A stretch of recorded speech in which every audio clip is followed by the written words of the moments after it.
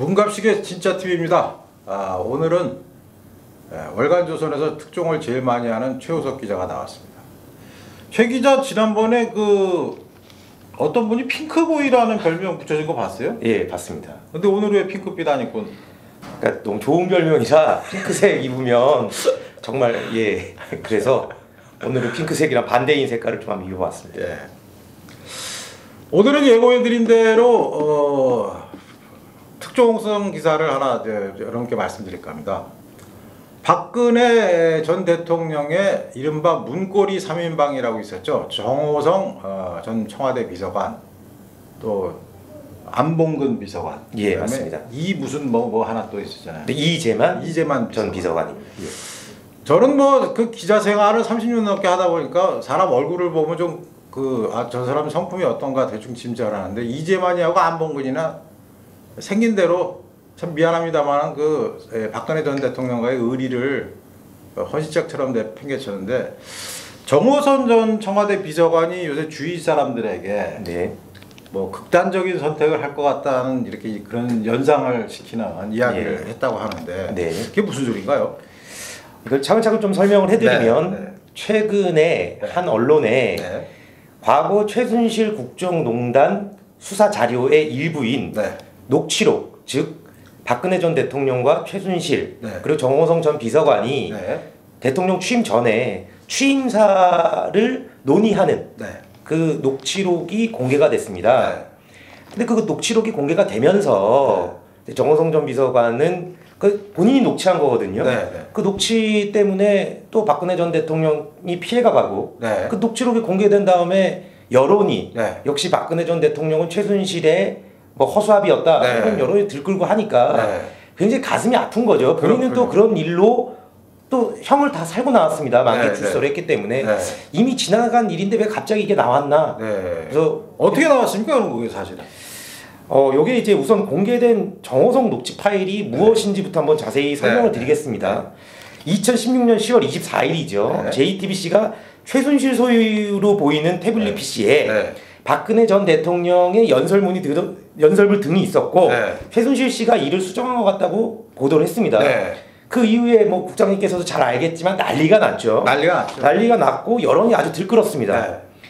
그래서 검찰은 이제 특별수사본부를 꾸려서 최순실 국정농단 의혹을 이제 조사를 했는데요.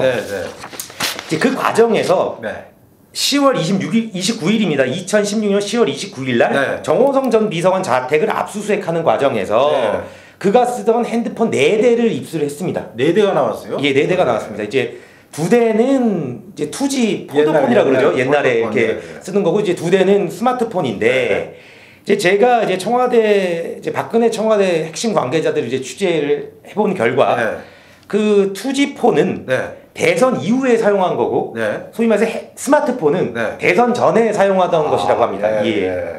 그러면 이제 그 핸드폰 안에 녹취 파일이 들어있었던 얘기죠? 사실 이제 정호성 전 비서관이 이제 녹취를 하고 그 녹취 파일을 들어서 그 녹취 내용을 이제 해결을 한 다음에는 그 파일을 다 지웠습니다. 지웠어요? 근데 어떻게 나왔어요? 그러니까 이제 검찰이 압수한 휴대폰에는 파일이 남아있지 않았지만 포렌식이라는 걸 통해서 그 녹취 파일들을 복구해낸 겁니다. 그렇군요. 그럼 정호성 전 청와대 비서관은 왜 녹음을 한 겁니까? 사실 사람들이 왜 녹음을 했느냐에 대해서 말들이 많았습니다. 보통 녹음하는 건 이제 배신 때리려고 할 때 녹음을 하죠. 예, 맞습니다. 혹시 박근혜 전 대통령과 최순실 씨와의 관계가 본인과의 관계가 틀어질 경우를 대비해서 녹음한 게 아니냐 이런 의혹들이 많았는데 그건 전혀 사실이 아니었습니다. 왜냐하면 정호성 비서관한테는 굉장히 일이 많이 몰렸다고 합니다. 그렇죠.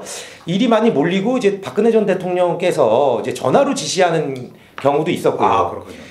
워낙 일이 많고 전화도 많이 지시를 하다 보니까 사람이 뇌 용량에 한계가 있지 않겠습니까? 기억력에 한계가 있죠. 그리고 그거를 정확하게 이행하기 위해서는 정확한 지시를 알아야 되고, 그렇기 때문에 이제 녹음을 하고 그 일을 해결하고 이제 지우고 이런 것을 반복했던 것입니다. 그리고 정호성 전 비서관이 이틀에 한 번꼴로 밤을 새웠다면서요, 그 당시에? 이제 당시 정호성 전 비서관과 함께 일을 했던 사람들의 증언에 따르면 일이 너무 많아서 이틀에 한 번은 밤을 새고 집에도 잘 못 들어가고 이제 박근혜 전 대통령을 위해서 정말 충성을 다해서 일을 했던 그런 참모였던 것 같습니다. 어쨌든 이제 공개된 녹음 파일을 들어보면은 최순실이가 그 취임사 관련 논의를 주도한 것 같다는 느낌이 들기도 하는데 최 씨가 이제 지시하듯 얘기하고 박 전 대통령이 예예라고 대답을 했는데 당연히 이건 잘못된 거죠? 예, 맞습니다. 그 이제 국장님이 더 잘 아시겠지만 우선 그 녹음 파일에 있는 거는 아까도 말씀드렸듯이 취임사를 논의하는 자리였는데 원래 이제 최순실 씨가 이제 박근혜 전 대통령이랑 얘기를 하고 회의를 할 때는 자기를 강하게 어필하기 위해서 더 말투를 강하게 했답니다. 근데 잘 아시겠지만 공개된 최순실 씨 영상이나 이런 걸 보면 좀 강해 보이지 않습니까? 그렇죠. 말도 좀 좀 막하고 뭐 그랬던 것 같습니다. 그리고 이제 정호성 전 비서관은 약간 좀 본인의 부하처럼 생각을 했는데요. 그 이제 강하게 지시를 한 거죠. 이건 이렇게 바꿨으면 좋겠어, 저건 저렇게 바꿨으면 좋겠어. 그러면 그런 말에 동의를 할 때, 박근혜 전 대통령이 최순실 씨의 말에 이렇게 바꾸자고 했던 말에 동의를 할 때 그냥 네네. 그러니까 내가 동의를 하니까 정호성 전 비서관이 한번 잘 고쳐보세요, 수정해보세요. 이런 내용인데 그걸 이제 녹취로 듣게 되면 최순실 씨가 이렇게 하세요. 그럼 이제 대통령이 네네 하게 들리는 거죠. 그러니까 원래 그 박근혜 전 대통령이 윗사람이든 아랫사람이든 거의 반말을 안 하는 성격이에요. 예, 맞습니다. 거의 그러니까 이것도 예의가 무슨 꼭두각시라서 그런 게 아니라 본인의 원래 말 버릇이 말투가 그런 건데. 네, 맞습니다. 그리고 또 문제가 있죠. 그러니까 이게 사실 녹취록이라는 게 아까 전에도 지금 말씀하셨지만 들리는 거에 따라서 해석이 다르게 될 수도 있고요. 투지폰 같은 경우에는 용량이 적습니다. 그렇죠. 그렇기 때문에 이제 녹취하고 지우고 하는 과정에서 그러니까 테이프도 뭐 녹음하고 지우고 그럼 좀 늘어나지 않습니까? 이렇게 파일이 좀 훼손되는 모양입니다. 그러니까 포렌식을 해도 파일이 훼손이 되는 거죠. 그렇기 때문에 예를 들어 어제 제가 국장님이랑 통화한 거와 오늘 통화한 게 이제 막 뒤죽박죽 섞여서 나오는 거죠. 그러면 그게 녹취록이긴 하지만 그걸 사람들이 들었을 때는 오해를 할 수 있는 소지가 분명히 있는 겁니다. 이런 걸 보통 악마의 편집이라고 하잖아요. 그러니까 이제 악마의 편집처럼 될 수도 있는 거죠. 이런 거를 이제 정호성 전 비서관도 염두에 두고 우려를 해서 이제 검찰 쪽에 이런 오해가 있을 수 있으니 이거는 좀 기밀을 좀 지켜줬으면 좋겠다. 그렇군요. 그 녹취록에 대해서 뭐 그렇게 얘기를 했다고 합니다. 이 녹취록이 공개된 지가 이제 얼마 안 됐는데 사실 얼마 안 됐죠. 며칠 전인가 이제 된 것 같은데 그러면 정호성 전 비서관이 측근들에게 이제 극단적인 선택을 연상시키는 이야기를 했다는데 어떤 얘기들입니까? 그러니까 쉽게 말해서 이 자료가 이제 나온 게 이 자료를 갖고 있는 게 검찰이랑 특검입니다. 이 자료를 그리고 검찰 특수본에서도 이 소위 말하는 정호성 녹취록이라는 파일을 들은 사람이 2명밖에 없다고 합니다. 그리고 이 정호성 전 비서관이 이게 나갔을 때 문제가 큰 오해를 살 수가 있으니까 좀 기밀에 각별히 유의를 해달라고 했을 때도 검찰이 오히려 더 기밀을 지키려고 애썼다고 합니다. 그러니까 예를 들어 정호성 척 변호인이 우리가 이제 변호할 때 이제 좀 우리도 이 녹취록이 필요하니 좀 제공을 해달라고 했을 때도 녹취록은 제공을 해줬는데 녹취 파일은 제공을 안 해줬다는 겁니다. 그거는 이제 검찰 쪽에서도 기밀을 지켜야 되겠다는 확고한 의지가 있었던 건데 그럼에도 불구하고 이게 공개됐단 말이죠. 요거는 정호성 전 비서관의 죄의 증거로도 됐고 박근혜 전 대통령이 최순실 씨와 뭐 이런 대화를 나눈다는 증거도 된 겁니다. 그러니까 이 사람은 일을 잘하려고 녹음을 했는데 결국에 그게 본인이 모시는 주군의 부메랑이 돼서 날라온 겁니다. 근데 그거에 대해서 그 주군은 지금 형을 살고 있죠. 본인은 형을 다 살고 나왔습니다. 그런데 느닷없이 몇 년 지나서 요게 공개돼서 더 본인도 욕을 먹고 그 주군도 아주 뭐 허수아비라고 욕을 먹고 그거 얼마나 괴롭겠습니까? 그러니까 이제 측근한테 이게 진짜 내가 죽으면 이게 끝나겠나 이런 공세가 이렇게 얘기를 했고 그 측근도 아니 무슨 얘기를 하느냐 당신이 잘못한 것도 없는데 왜 본인이 극단적인 선택을 이렇게 연상케 하는 얘기를 하느냐 뭐 그렇게 얘기를 했다고 합니다. 그러니까 정호성 전 비서관은 절대 공개하지 않을 것이라고 약속도 하고 검찰 내에서 이제 녹음 파일 들은 사람이 2명인데 혹시 그 중에 한 명이 뭐 오늘 그 검찰총장 후보에 오르는 사람 아닙니까? 그거는 검찰총장 후보가 있죠. 있죠. 그런데 뭐 그거는 아직 사실이 확인되지 않았습니다. 그러면 이게 이제 이상하게 검찰과 현 정권의 약간 전략이라고 볼 수도 있는데 무엇을 향한 전략일까요, 이게? 그러니까 쉽게 얘기해서 박근혜 동정론 지금 동정론이 있지 않습니까? 형 집행 정지도 뭐 그 취소가 되고 그러니까 대제 허락도 안 되고 지금 역대 대통령들 중에 제일 오래 감옥에 지금 네. 형을 살고 계신데 네. 그러니까 동정론이 많이 잃었단 말이죠. 그 동정론을 차단을 하고 이제 내년에 뭐가 있습니까? 총선이 있죠. 총선에 있지 않습니까?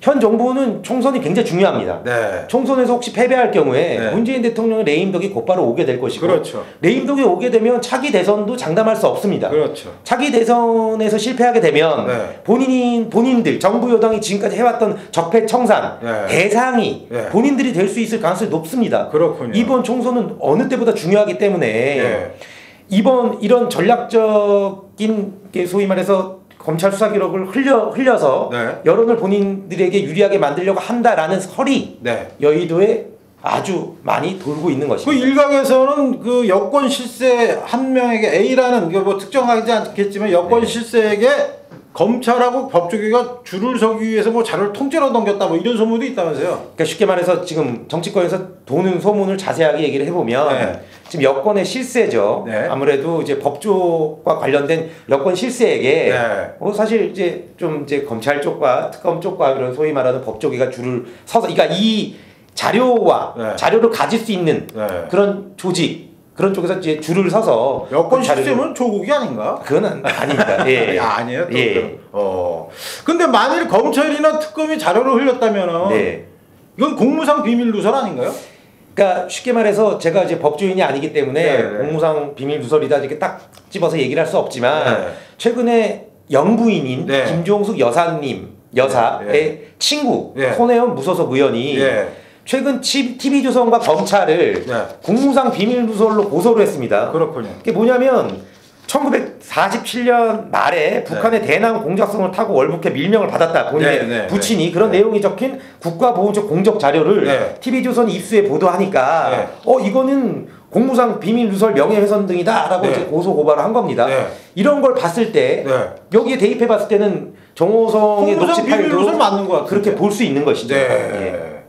그러니까 지금 쉽게 얘기해서 정부 여당은 문재인 정부와 여당은 하여튼 그 박근혜 전 대통령을 부관 참시. 그러니까 이미 죽은 사람을 관에서 다시 꺼내고 토막낸다. 그게 사실 부관 참시인데 사실 이렇게 그 정모성 그 녹음치 파일 이런 거 꺼내는 게 그 부관 참시 전략인데 통할까요? 그러니까 솔직히 말씀드려서 박근혜 대통령님 지금 형을 살고 계시지 않습니까? 뭐 형 집행정지나 뭐 이렇게 사면이 돼서 밖에 나와 있는데 그게 별로 뭐 보기 싫어서 공격을 한다면 뭐 충분히 정치니까 그럴 수 있겠다라고 생각을 할 수 있습니다.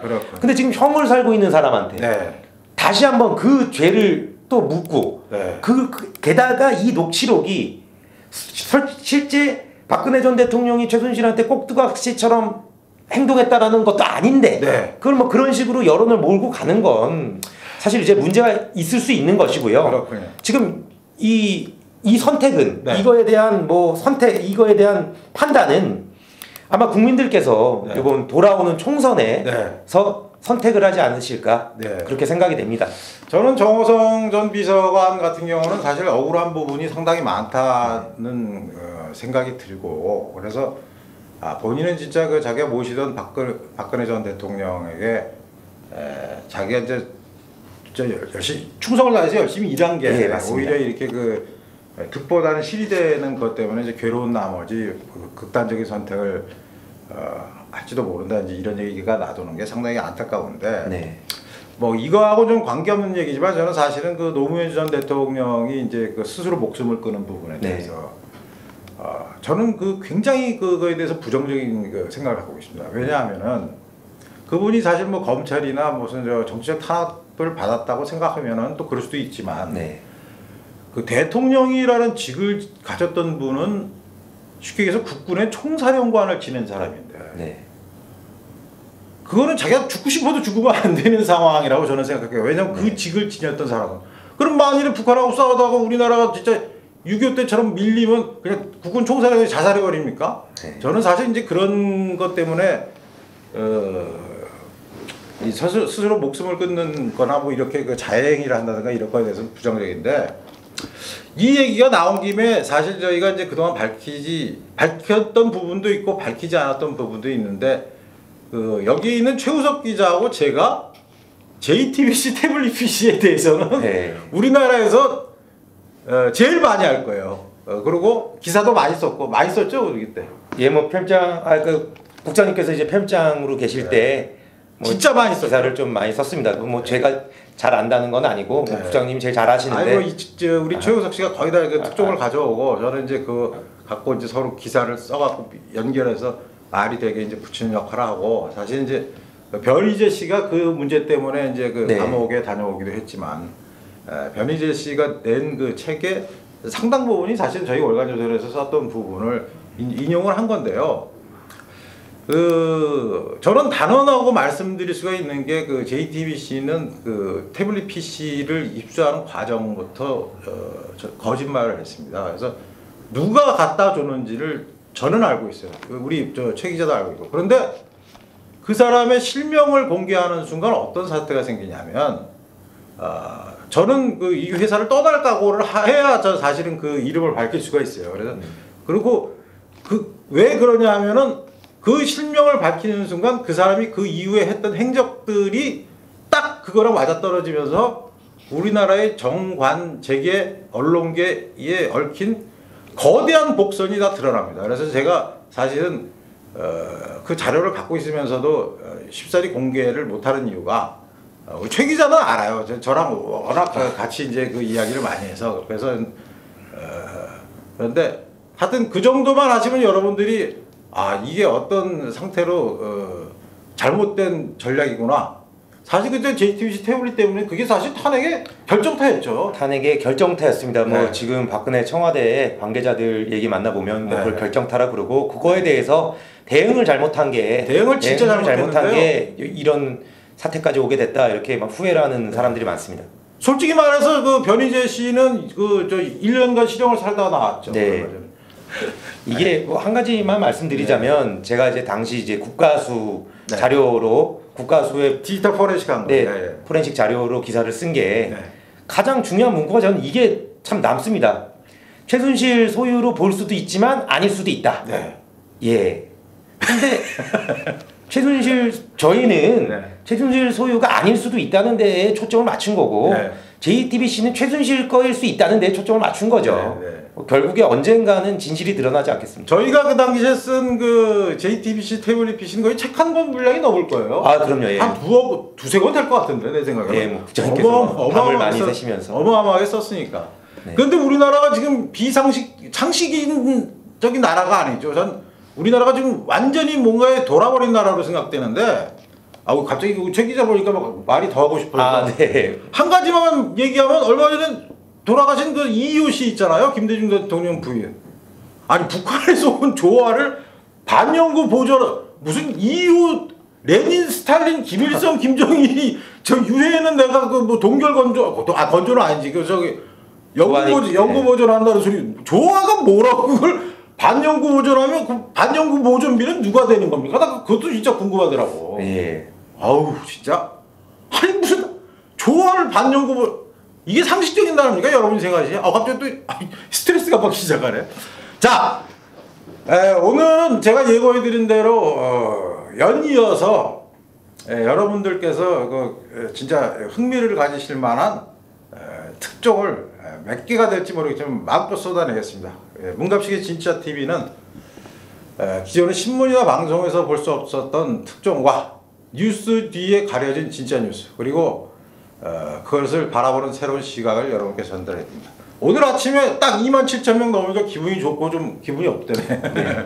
그래서 여러분께서 좋아요와 뭐 구독 또 뭐 댓글 많이 달아주시고요. 주위에도 많이 전파를 해주시고 그리고 뭐 월간조선 구독도 많이 해주시고 이렇게 해주시면 감사하겠습니다. 최 기자 수고했습니다. 예, 고맙습니다. 감사합니다.